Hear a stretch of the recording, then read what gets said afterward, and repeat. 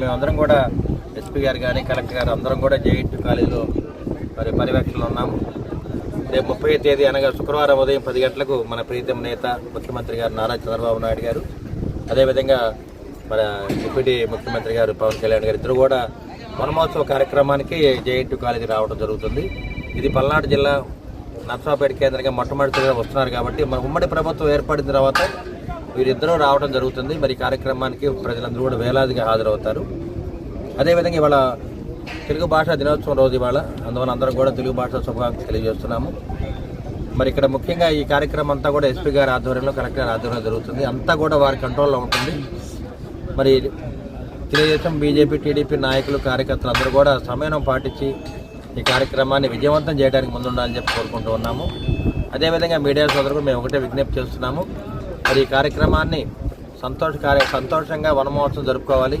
ముఖ్యంగా దీని ముఖ్య ఉద్దేశం ముఖ్యమంత్రి గారు కానీ ఉప ముఖ్యమంత్రి గారు కానీ వనమహోత్సవ కార్యక్రమాన్ని దిగ్విజయం చేయడానికి ఎక్కువగా స్టూడెంట్స్ని పిలుస్తున్నాం కాబట్టి స్టూడెంట్స్ కానీ అదేవిధంగా వ్యాపారవేత్తలు వీళ్ళందరూ కూడా కార్యక్రమం హాజరవుతారు. దీన్ని ఘన విజయం చేయాలని చెప్పి మరి ప్రజలందరూ కోరుతూ ఉన్నాం. కాబట్టి ఆనరబుల్ సీఎం గారు మరియు డిప్యూటీ సీఎం గారి ప్రోగ్రాం సంబంధించి ఏర్పాట్లన్నీ కూడా చేయడం జరుగుతుందండి. ఫోర్స్ కూడా అన్నీ కూడా రెడీగా తీసుకోవడం జరుగుతుంది. ఎక్కడ ఎటువంటి ఇబ్బందులు లేకుండా, ట్రాఫిక్ కూడా ఎటువంటి అంతరాయం లేకుండా అన్ని ఏర్పాట్లు చేయడం జరుగుతుంది.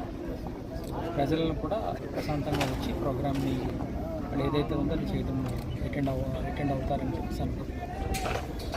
సుమారుగా పోలీస్ ఫోర్స్ అంతా కూడా రిపోర్ట్ అవుతున్నారు. ఆల్మోస్ట్ అన్నీ కూడా ప్రాపర్గానే సరే. ఎంతమంది సిబ్బందితో సెక్యూరిటీ? అరౌండ్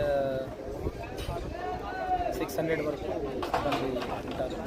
600 అంటే ట్రాఫిక్, సిటీలో ఉన్న ట్రాఫిక్స్ ఇవన్నీ కలుపుకుని ఇక్కడ ప్రజలకి సానుకూలంగా ఉండేటట్టుగానే బందోబస్తు ఏర్పాటు చేయడం జరుగుతుంది. ప్రజలకు ఎటువంటి ఇబ్బంది లేకుండా సానుకూల వాతావరణంలో ప్రోగ్రాం జరిగే విధంగా మాత్రమే పోలీసు బందోబస్తు చేయడం.